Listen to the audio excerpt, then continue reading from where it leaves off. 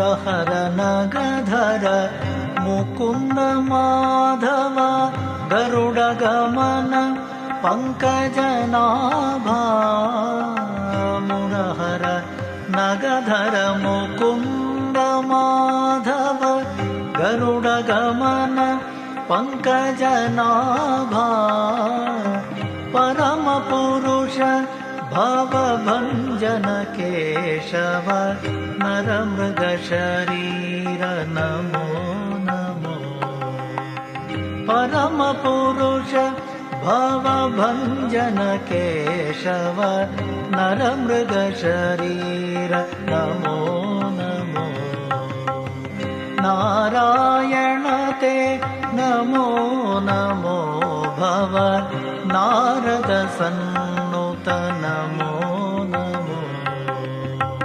ನಾರಾಯಣತೆ ನಮೋ ನಮೋ ಭವ ನಾರದ ಸನ್ನುತ ನಮೋ ನಮೋ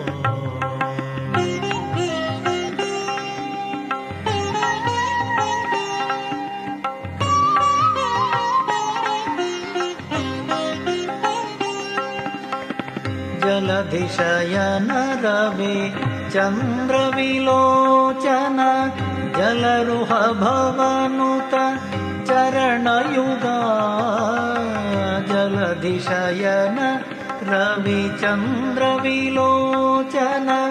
ಜಲರುಹ ಭವನುತ ಚರಣಯುಗ ಬಲಿಬಂಧನ ಗೋಪಿ ಜನವಲ್ಲಭ ನಳಿನೋದರತೆ ನಮೋ ನಮೋ ನಾರಾಯಣತೆ ನಮೋ ನಮೋ ಭವ ನಾರದ ಸನ್ನುತ ನಮೋ ನಮೋ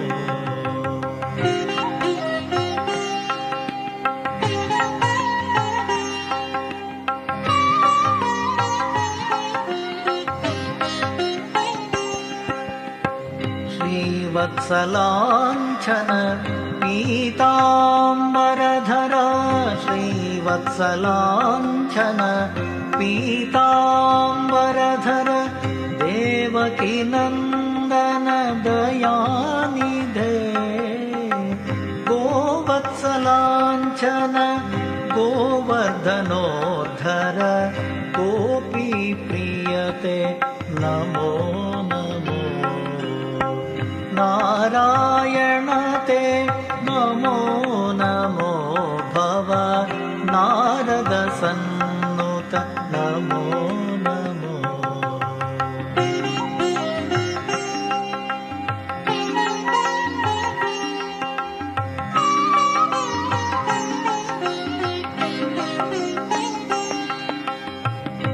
ಆದಿದೈವ ಸಕಲಾಗಮ ಪೂಜಿತ ಯಾದವ ಕುಲ ಮೋಹನ ರೂಪ ಆದಿದೈವ ಸಕಲಾಗಮ ಪೂಜಿತ ಯಾದವ ಕುಲ ಮೋಹನ ರೂಪ ವೇದೋದ್ಧಾರ ಶ್ರೀ ವೆಂಕಟನಾಯಕ ಪುರಂದರ ವಿಠಲ ನಮೋ ನಮೋ ನಾರಾಯಣತೆ ನಮೋ ನಮೋ ಭವ ನಾರದ ಸನ್ನುತ ನಮೋ ನಮೋ ನಾರದ ಸನ್ನುತ ನಮೋ ನಮೋ ನಾರದ ಸನ್ನುತ ನಮೋ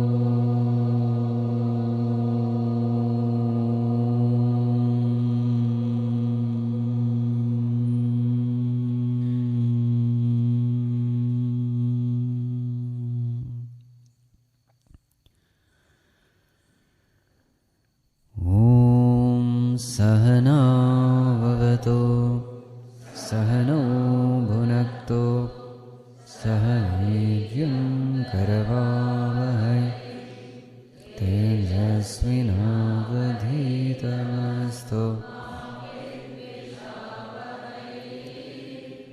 Om Shanti Shanti Shanti. Om Yam Brahma Varunendra Rudra Marutaha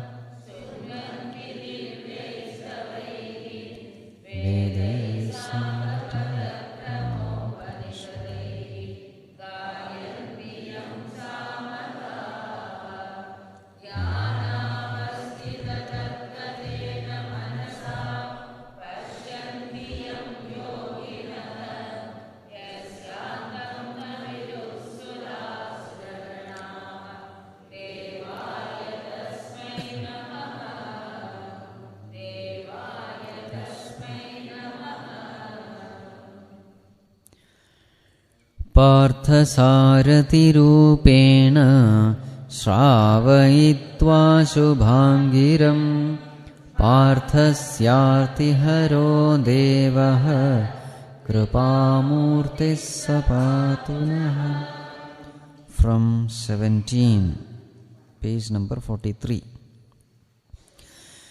सत्त्वानुरूपा सर्वस्य श्रद्धा भवति भारत श्रद्धामयोऽयं पुरुषः यो यच्छ्रद्धः स एव सः श्रद्धावान् लभते ज्ञानं तत्परः संयतेन्द्रियः ज्ञानं लब्ध्वा परां शान्तिम् अचिरेणाधिगच्छति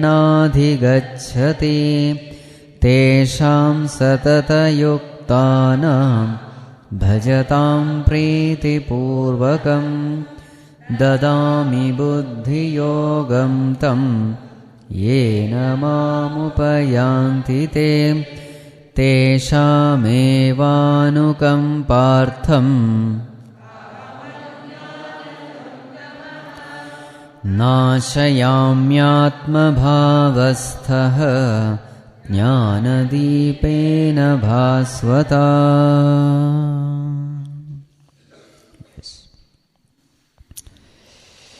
So what is the thought flow?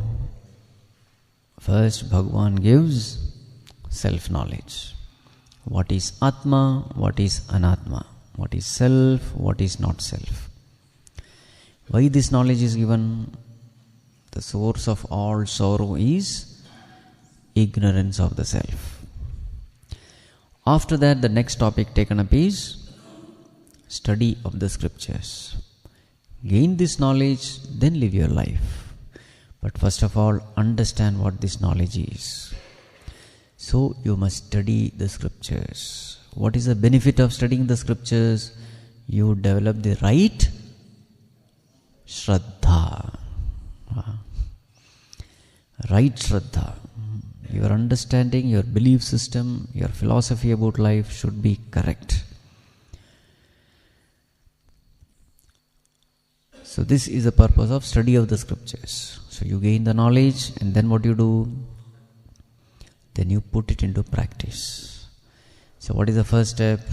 Develop devotion for God. So now, one may say, how can devotion lead to liberation? So here Bhagavan says, the person who is devoted to me, it is my responsibility to see that they gain knowledge, which is the direct means to liberation. What is a sakshat sadhana for liberation? Direct means for liberation is knowledge, no doubt.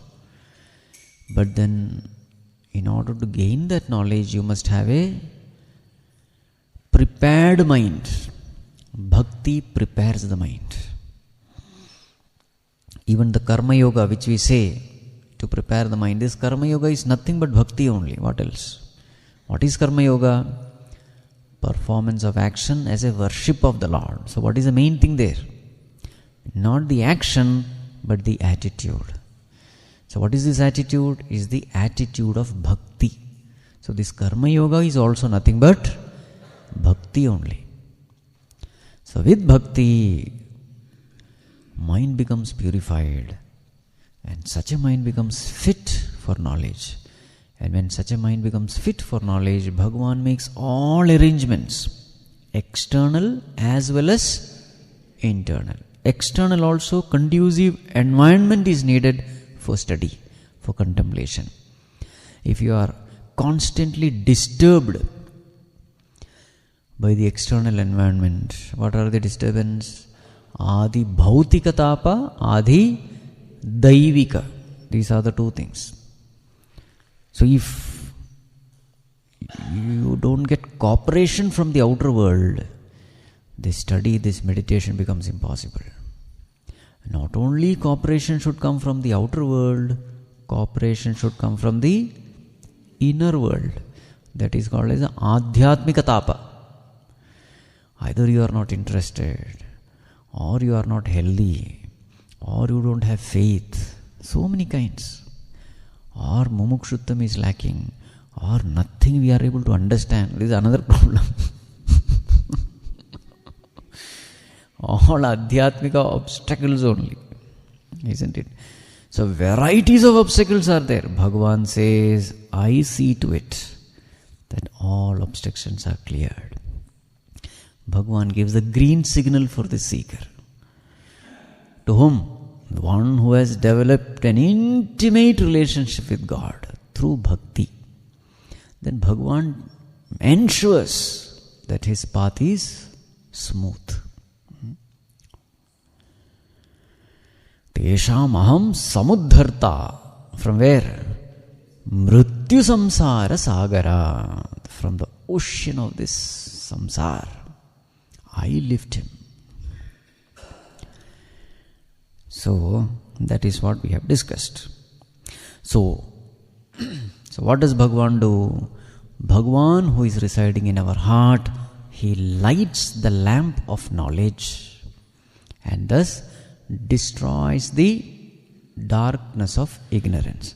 Remember, consciously you can never gain this knowledge. Ego cannot gain spiritual knowledge. Dropping of the ego cannot be an egoistic process. If the ego is dropping the ego, still the dropper ego is remaining, isn't it? So therefore, ego cannot be dropped by the ego. Ego has to be dropped by Bhagavan alone. This is called grace. Just like you cannot go into sleep consciously. Can you consciously go to sleep? Exactly at 10 o'clock I am going to sleep. You may lie down. Lying down is your choice, but sleep you have to wait for grace. Grace of Nidra Devi, isn't it? You may prepare, but you cannot command.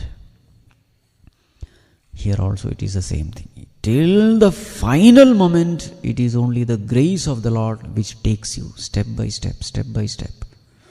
Though we may say effort, actually there is nothing called self-effort. There is only one self-effort, and that is surrender. Surrender to God, that is self-effort. Rest, everything is God's grace. That is why Bhagavan says, what is that? Daivi hesha gunamayi mama maya duratyaya. My maya is impossible to cross. Mameva ye prapadyante maya metam tarantite. What is the only condition to cross over this maya? Mameva ye prapadyante. Prapatti, sharanagati, is the only thing which is necessary and which we can do. Yes, that is self-effort. The rest, everything is God's grace. The effort you put forth in sadhana, the studying, the understanding, mananam, nididhyasanam, all those are God's grace. Only one thing is self-effort, that is sharanagati. Ramana Bhagavan and again mentioned this. You keep just watching. Now you will understand whether Ramana is really jnani or bhakta. You will wonder. Right? He was a rank bhakta, because of which he became a rank jnani. Always put the horse before the cart. Bhakti first, Sharanagati first, Dasoham attitude first. By God's grace, you experience Soham. Soham is not effort.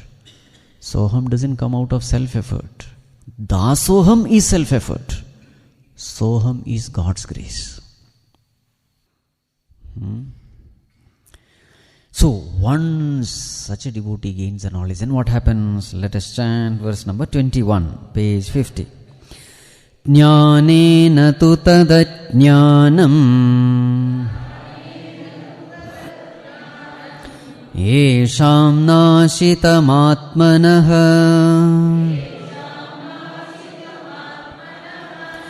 tesham adityavat jnanam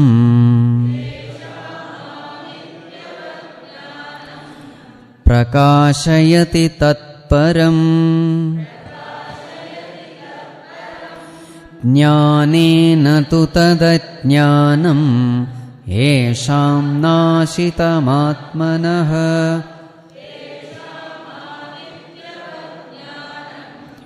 prakashayati tatparam. So such a devotee, who is the devotee? In whose heart Bhagwan has lit the lamp of knowledge, and now the darkness of ignorance is gone. So in such a devotee, what happens? Jnanena tu tad ajnanam yesham nashitam atmanah. That in whom ajnanam has been destroyed by jnanam, ignorance has been destroyed by knowledge. Tesham, in them, adityavat, like sun, jnanam tat param prakasheti. In them, knowledge lights up the supreme truth. Like sun. In the presence of sun, everything is clear, isn't it? You have no confusion. When there is absence of sun, there is total confusion. Sun means light. So when there is mid-noon, everything is clear. In the same way, when knowledge rises up, everything becomes clear. What is that everything? You get a clear understanding about Jīva, Jagat, Īshvara. What is the clear understanding? This Jīva is none other than Īshvara. And this Jagat is a mere superimposition, it's a mere illusion. This is the right understanding. How clearly you see it? You see it as clearly as things lit up by the sun. As though in the day, it is no more night for you, it is daytime for you. So now the thing is, Bhagavan, in spirituality, the most important thing is purity of mind. Most of the time is consumed in purifying the mind only, not in gaining the knowledge. We hear thousands of times the same Aham Brahmasmi Tattvamasi. But like a rock, this mind is unyielding. Isn't it? So many years we keep on hearing, but still nothing happens. What is the problem? The mind is unprepared. What do you mean unprepared mind? The mind filled with Kāma, Krodha, Lobha, Moha, Madamatsarya. All negativities are full. So now the question is how to purify this mind, because this is the real obstruction. The impure mind. What to do? Solution is again the same. Surrender unto God. For every problem, there is only one solution. What is it? Surrender, Sharanagati. How Bhagavan is putting it? See this. Now let's see the word meaning. Indriyani parani ahuhu. They say, the wise people say. What do they say? Indriyani parani. Indriyas are higher. Higher than what? That is not mentioned here. So you have to supply. What is it? Indriyas, the sense organs, are higher than the sense objects. Okay. Indriyebhyah param manaha. Higher than the sense organs is mind, manaha. Okay. Manasastu para buddhihi. Higher than the mind is buddhi, intellect. Yo buddhehe parataha tu saha. Higher than that buddhi is saha, he. Evam buddhehe param buddhva samstabhya atmanam atmana. This way, knowing the one who is higher than the intellect, samstabhya, conquer, atmanam, yourself, atmana, by yourself. Jahi Shatrum Mahabaho. Ye Mahabaho, Jahi, kill this Shatru. Who is the Shatru? Kāma Rupam Durasadam. This Kāma, this desire, which is otherwise Durasadam, unconquerable. So this is the word meaning. Now let us start from the beginning. What is the first step? Indriyani Parani. So these two verses are very, very, very important for sadhakas. Indriyas are higher than the sense objects. Sense organs are higher than the sense objects. Now here you will find sense organs. So from the lower to the higher, objects, sense organs, mind, intellect, and then God. So the comparison about the chariot. What is the chariot comparison? Atmanam rathinam vidhi shariram rathamevato buddhim tu sarathim vidhi manaha pragrahamevacha indriyani hayani ahuho vishayan steshu gocharan. This comes in Kathopanishad. The same idea is taken here. Lot of quotations are there from Kathopanishad in Bhagavad Gita. So, what is that road? Road is the sense objects. Horses, sense organs. Reins, mind. Charioteer, intellect. Chariot, body. The owner of the chariot, the Jivatma. This is the comparison. So, now let us start from here. So, what is the first one? Indriyani parani. Sense organs are higher than the sense objects. Now, what is the sadhana mentioned here? As a sadhaka, how is this information useful for me? In this world, everything is there. Good is also there, bad is also there. This world is a mix of good and bad. So sense objects are of all kinds, good, bad, indifferent. Now choice is yours to what kind of sense objects you should expose your sense organs. This is the sadhana part here.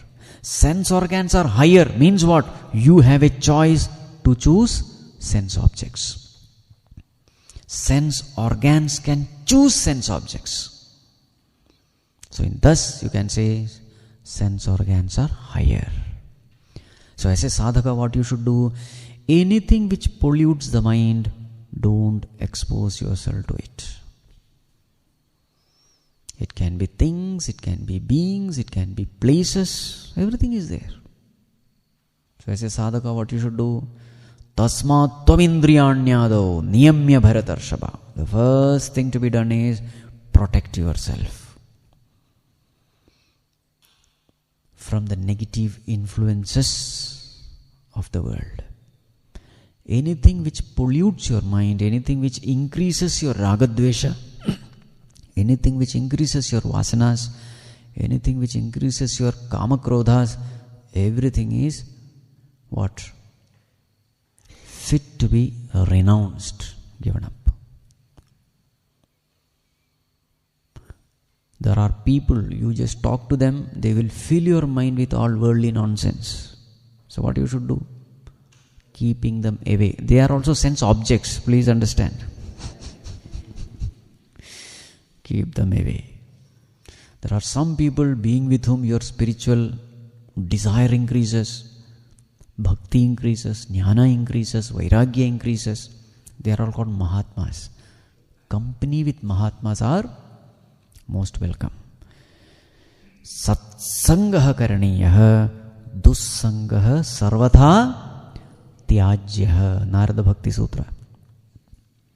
This is the first step. Indriyani parani ahohu. Now there are situations where you are helpless.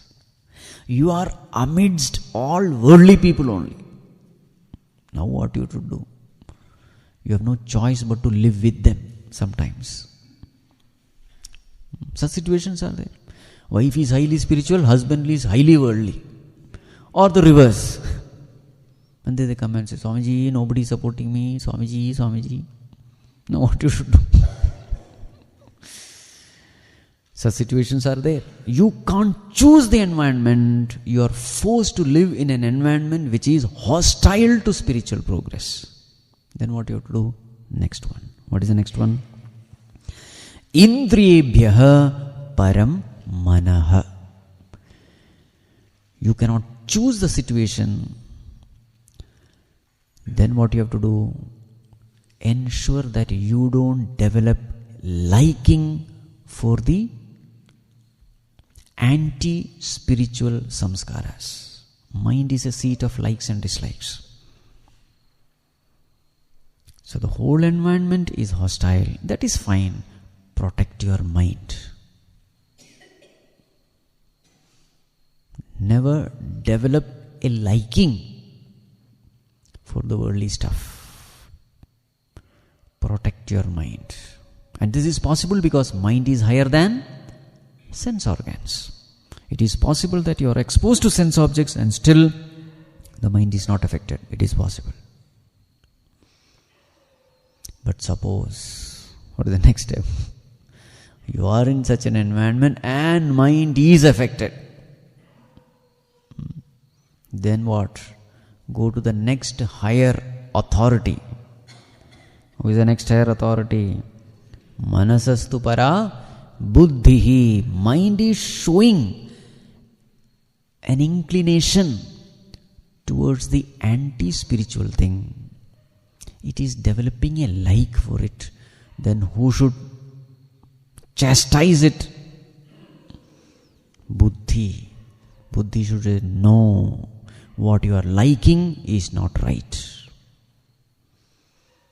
Buddhi can discipline the mind because Buddhi has greater power. So what does Buddhi do? It takes decisions based on right and wrong, dharma and adharma.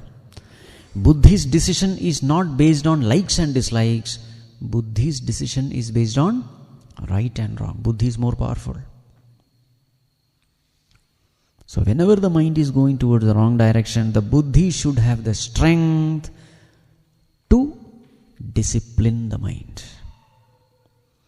But suppose that is also not possible. What is that state when that is also not possible? The addictions are so strong. Likes and dislikes are so strong. Buddhi is helpless. Buddhi tells, please don't go. But the Buddhi has no strength only. Who is strong? Mind is like an elephant and Buddhi is like a rat. Who will win the tug of war? Whenever addictions are strong, you are strengthening your mind.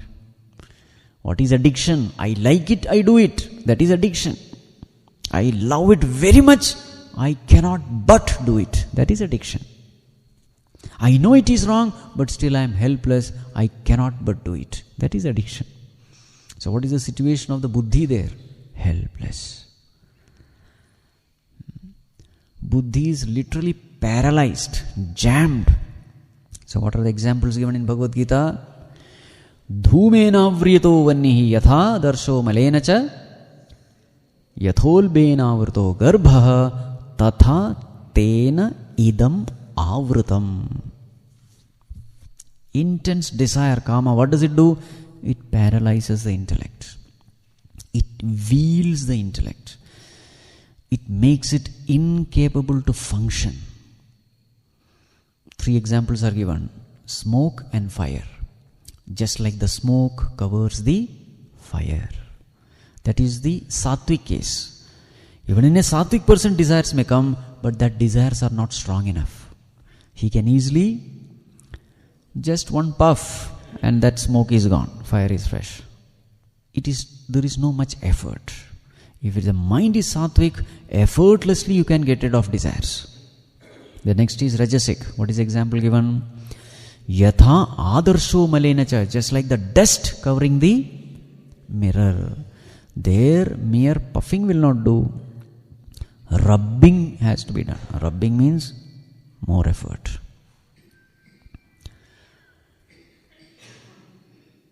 More effort is needed. That is a rajasic case. If the mind is in rajas, quite difficult to win over the desires. Then the third one is tamasic case. What is the example given? The fetus covered by the womb. The fetus covered by the womb. That fetus inside is head upside down. So for a tamasic person, desire itself is a joy. He loves desires. Because if you have desire, you can fulfill it. And when you fulfill it, there is joy. Isn't it? Buddhi ulti hai uski. The covering is so thick, you don't even know what is inside there. At least in the mirror, you see some part of mirror. In the smoke fire case, at least you see here you can't even see anything. Buddhi is helpless. You have to wait for some time for the buddhi to come out. When does the buddhi come out? After everything is over. After committing all blunders, indulging in all pleasures, then he says, Ayya, what a mistake I have done.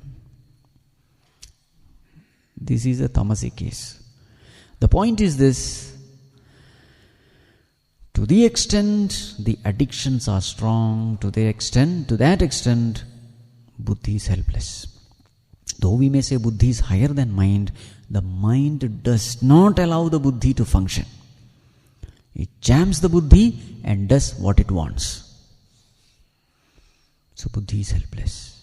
In fact, the mind is so strong that it convinces the buddhi that what I am doing is right. The buddhi gets convinced. Indriyanam hi charatam yan manona vidhiyate tadasya harati prajñām vayur nava iva ambasi.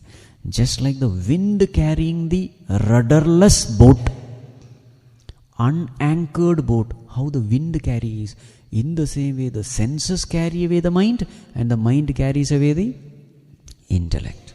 This is the case of the indisciplined, indulgent people. Whatever mind says, that is right. Why? I like it, therefore that is right. This is the condition of their intellect. In such a case, what you have to do? Even you can't depend on your buddhi also, because that buddhi is misleading you. When desire is filled in the heart, what is wrong appears to be right. What is wrong appears to be right in the heat of the moment. Later on you may repent, that's a different matter. But at that time you feel this is right. This is the problem with buddhi. You can't trust your buddhi which is under rajas or tamas. You can't trust it. Your own buddhi you can't trust. It is showing you the door to hell. And you think it is the door to Trividham narakasyedam dwaram nashanam atmanah Kāma krodha tata lobha tasmat etatrayam tejet. Bhagavān says 3 roads to hell: Kāma, Krodha, Lobha. Basically, all the three can be condensed to Kāma. From Kāma alone, Krodha comes. And from Kāma alone, Lobha comes. So the point is this, you are helpless. Now still is there a scope? Still is there a scope? Here is a person who is drowning. Is there a scope? Bhagavan says, yes. Still you have a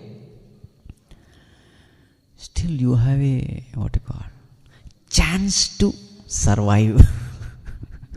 What is it? There is something higher than buddhi. And who is he? Yo buddhehe parataha tu saha. He is higher than even buddhi also. So when you see that your buddhi itself is misleading you, misguiding you, don't take its support. Whose support you should take? Take the support of the Lord. Sharanagati is the way. Surrender unto Him. With our human effort, we can never win over Kāma. And therefore, the Shadvairis, we can never win over it. Let us be very clear. Self-effort, thinking that I will put forth effort and I will win over everything, it's just not possible. Whoever you are, how much ever great a saint you may be, with your self-effort, personal effort, you can't. And that's why in Tulsi Ramayana that Narada Moha Prasanga is given. I hope you know it. Narada ji got some pride. I think I have conquered Kāma. And that's it. Please read the story. I am not going to describe it. Bhagavan taught him a lesson. Isn't it? The point is this. These negativities cannot be won over by your effort. It can be won over only by the grace of God. By the grace of God, you gain the strength to win over them. So where does this strength come from? From Him. Never forget this. Whenever you forget this, you will find you will be losing the battle.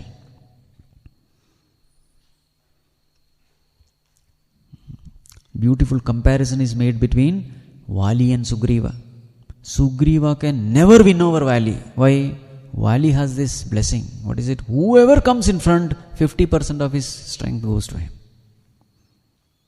Now, can anyone win over Vali in front? No.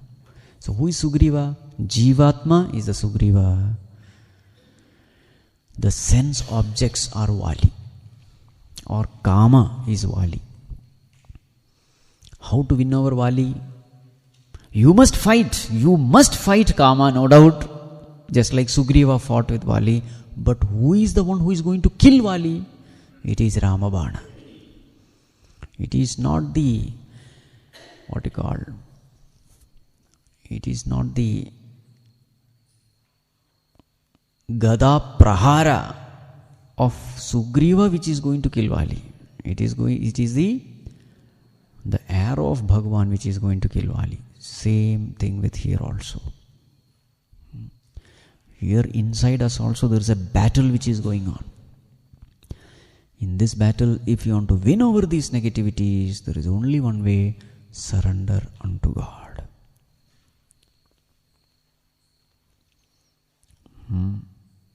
Thus, evam buddhehe param buddhva samstabhya atmanam atmana. Conquer your lower self by the higher self. How? Holding on to the higher in you, the self in you, holding on to the Lord in you.